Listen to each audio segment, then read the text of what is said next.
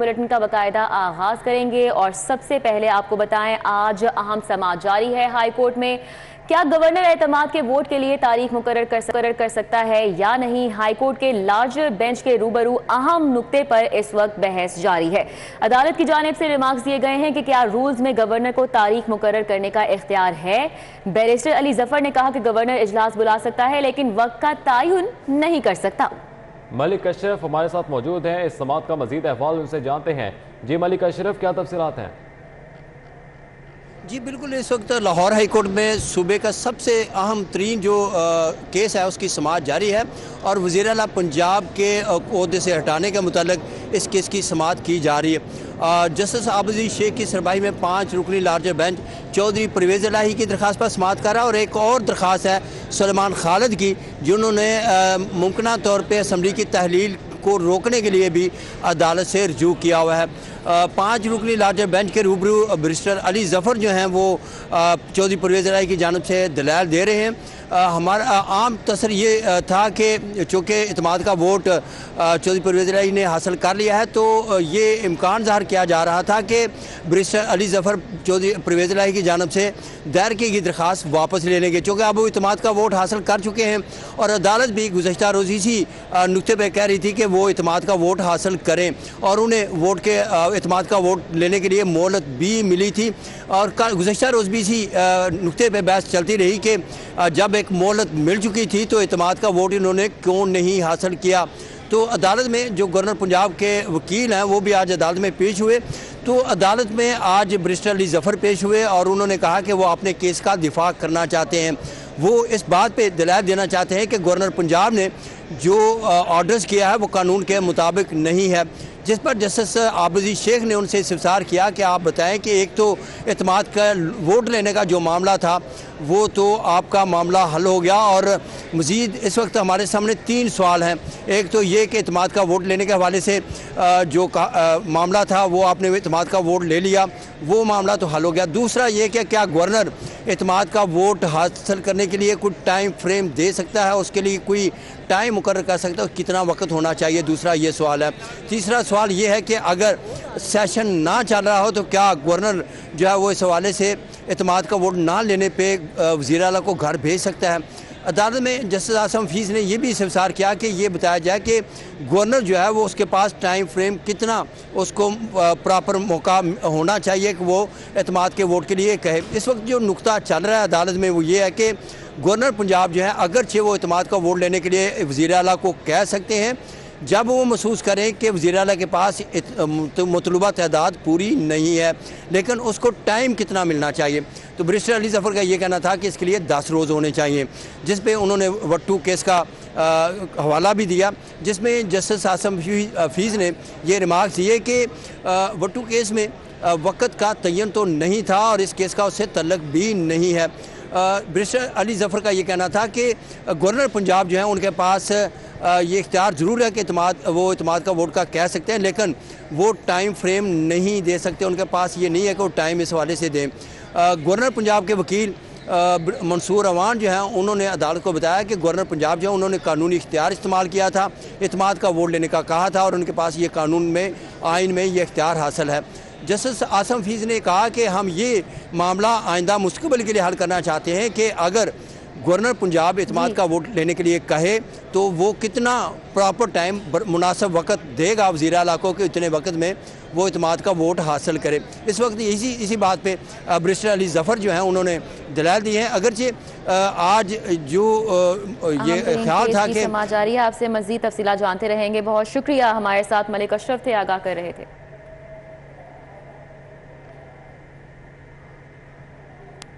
इस केस का मंजूर वट्टू केस से कोई ताल्लुक नहीं। वट्टू केस में गवर्नर का फैसला कलअदम हो गया था। बैरिस्टर अली जफर ने दलाइल दिए।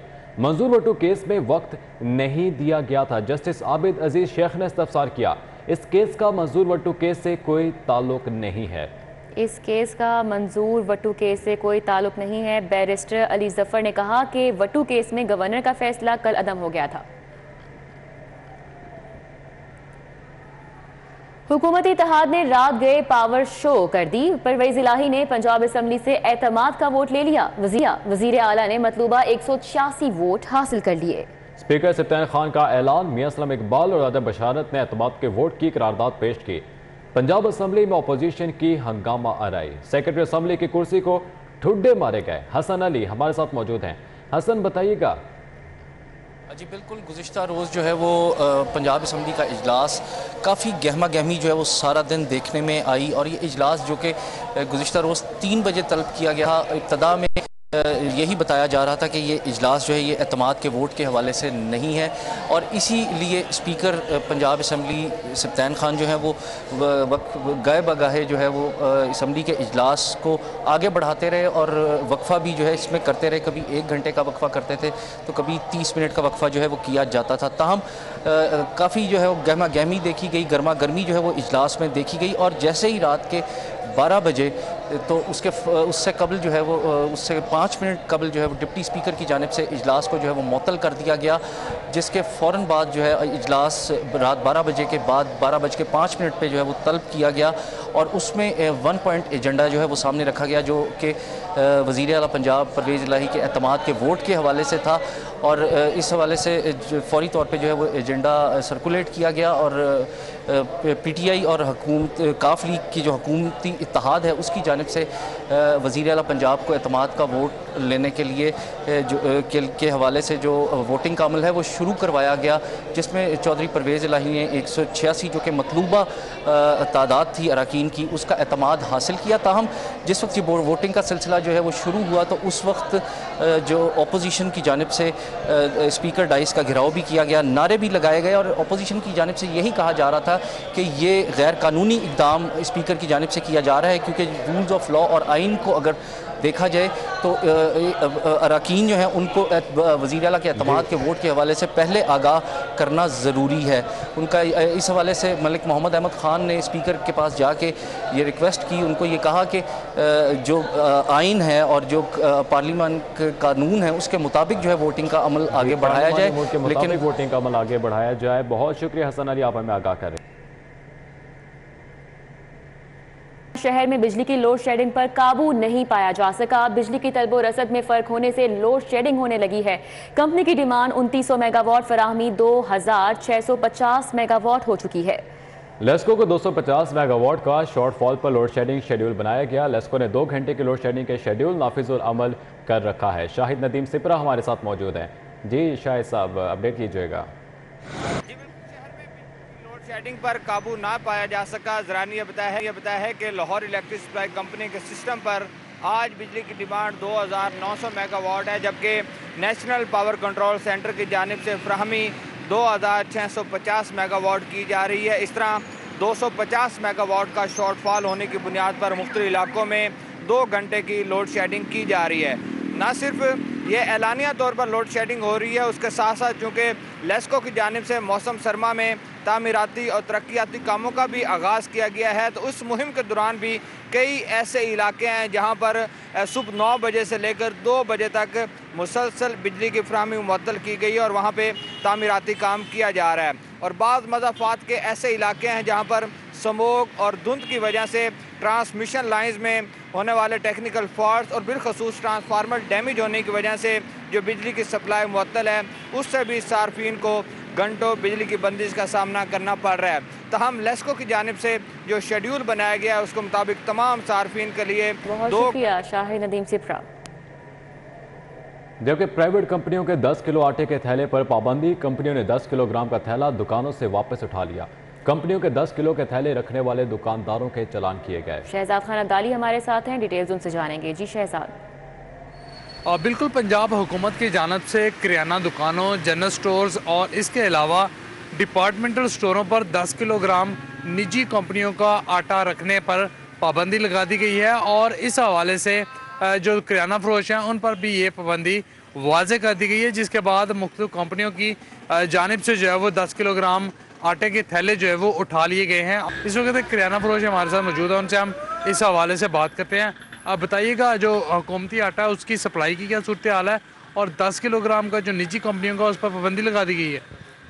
वालेकुम सलाम सर, वो जो आटा निजी कंपनियों का है उन पे तो पाबंदी लगा दी है, दुकानदार पे चलान कर रहे हैं, और जो प्राइवेट से गवर्नमेंट का आटा है जो है वो उनकी सप्लाइयाँ कोई नहीं आ रही। अब गरीब आवाम आटा लेने के लिए दर बदर फिर रही है। आवाम को समझ नहीं आ रही कि आटा मिलेगा कहाँ से, और हम उन्हें बताते हैं कि गवर्नमेंट की तरफ से आटा नहीं आ रहा, तो मिले भी ना, सप्लाई नहीं दे रही। वो कोटा सिस्टम है क्या, कोई समझ नहीं है। यानी कि जो 10 किलोग्राम हुकूमती सप्लाई वाला आटा है वो दस्तयाब नहीं है, वो सप्लाई नहीं आ रही, और निजी कंपनियों का आप नहीं रख सकते। निजी कंपनियों के हम 10 किलो वाला नहीं रख सकते, जो सरकारी आटा वो हमारे पास सप्लाइयाँ नहीं आ रही। आपने इनकी गुफ्तगू सुनी, जो 10 किलोग्राम हुकूमती आटा है वो सप्लाई नहीं उसकी आ रही, और जो निजी कंपनियों का है वो यहाँ पे रख नहीं सकते। तो दुकानदार ये कह रहे हैं जो गाहक आ रहे हैं उनको फिर क्या वो घास दें? जी, उनको फराहम किया जाए। बहुत शुक्रिया शहजाद खान। और शहर में डिजिटल चालानों को ब्रेक लग गई। सिटी ट्रैफिक पुलिस ने डिजिटल चालानिंग ऐप बंद कर दी है। ट्रैफिक पुलिस दराए की जानिब से इस बात की यकीन दहानी करवाई गई, कन्फर्मेशन भी दी गई है। आबिद चौधरी हमारे साथ मौजूद हैं, तफसीलात उनसे जानेंगे। आबिद चौधरी बताइएगा। आबिद चौधरी हमें सुन पा रहे हैं तो आगाह कीजिएगा। बिल्कुल, ये ट्रैफिक पुलिस राय के मुताबिक बताया जा रहा है कि शहर में डिजिटल चालानों को ब्रेक लगी है। सिटी ट्रैफिक पुलिस ने डिजिटल चालान ऐप बंद कर दिया और चालानिंग अफसरान और वार्डन्स को फौरी तौर पर चालानिंग ऐप जो है उसको अनइंस्टॉल करने का हुक्म दे दिया गया है। ट्रैफिक वार्डन्स को दोबारा चालान बुक पर मैनुअल चालान करने की हिदायत जारी की गई है। इस वजह से ट्रैफिक पुलिस राय के कहना है कि तकनीकी मसाइल और जुर्मानों की वसूली में मुश्किलात पर ऐप बंद कर दी गई है, और कुछ अर्सा कबल ही ट्रैफिक पुलिस की जानिब से पेपरलेस चालान के लिए डिजिटल चालानिंग ऐप मुतारिफ करवाई गई थी। दूसरी जानिब ट्रैफिक पुलिस मुकाम का कहना है कि अपग्रेडेशन का काम जारी है, और जैसे ही अपग्रेडेशन का काम मुकम्मल होगा तो उसके बाद दोबारा से ट्रैफिक वार्डन्स के मोबाइल में इस ऐप को इंस्टॉल करवा। ठीक है अभी चौधरी, बहुत शुक्रिया आपका। इंटरबैंक में डॉलर की कदर में 32 पैसे इजाफा हो गया। इंटरबैंक में डॉलर 228 रुपए से तजावुज कर गया है। इंटरबैंक में डॉलर की कीमत 228 रुपए 25 पैसे हो गई है। ओपन मार्केट में डॉलर का रेट 239 रुपए जारी है। शहर में डॉलर ओपन मार्केट के रेट 239 रुपए में दस्तयाब ही नहीं, इंपोर्टर्स की जानिब से कहा जा रहा है कि डॉलर ब्लैक में 255 रुपए से भी जायद कीमत पर मिल रहा है। तो इंटरबैंक में डॉलर की कदर में 32 पैसे का इजाफा हो चुका है। दूसरी जानिब डॉलर की ऊंची उड़ान और ब्लैक मार्केट पर क्रैक डाउन का फैसला किया गया है। क्रिप्टो करेंसी हवाला हुंडी से डॉलर की तरसील के खिलाफ क्रैक डाउन किया जाएगा। इस क्रैक डाउन से मुतालिक तफसीलात जानते हैं इरफान मलिक से। इरफान मलिक, आगाह कीजिएगा। जी बिल्कुल, आपको बताएं कि डॉलर की ऊंची उड़ान और ऐसे ज़ख़ीरा अंदोज़ जिन्होंने डॉलर को ज़ख़ीरा कर लिया या हवाला हुंडी के ज़रिए उसको बैरून मुल्क भिजवाया जा रहा है, इस हवाले से FIA को टास्क दिया गया है वफाकी हुकूमत की जानिब से कि खसूसी तौर पर क्रिप्टो करेंसी और उसके साथ साथ जो हवाला हुंडी के कारोबार करने वाले अफराद हैं उनके खिलाफ क्रैकडाउन किया जाए, ताकि डॉलर की जो ब्लैक है उसको रोका जा सके। इस हवाले से आपको बताएं कि FIA की जानिब से FIA जोनल ऑफिस और उसके साथ साथ FIA साइबर क्राइम विंग की जानिब से जहाँ पे क्रिप्टो करेंसी के खिलाफ क्रैकडाउन के लिए तैयारियां की जा रही हैं, वहीं पर जोनल ऑफिस की जानिब से भी क्रैकडाउन का सिलसिला शुरू कर दिया गया है। और सोर्स इन्फॉर्मेशन के ऊपर लाहौर की अहम मार्केटें जहाँ पे जिनमें शाह आलम मार्केट और उसके साथ साथ इरफान मलिक, बहुत शुक्रिया आपका। कि गवर्नर ने वजीर आला को डी नोटिफाई करने का ऑर्डर वापस ले लिया है।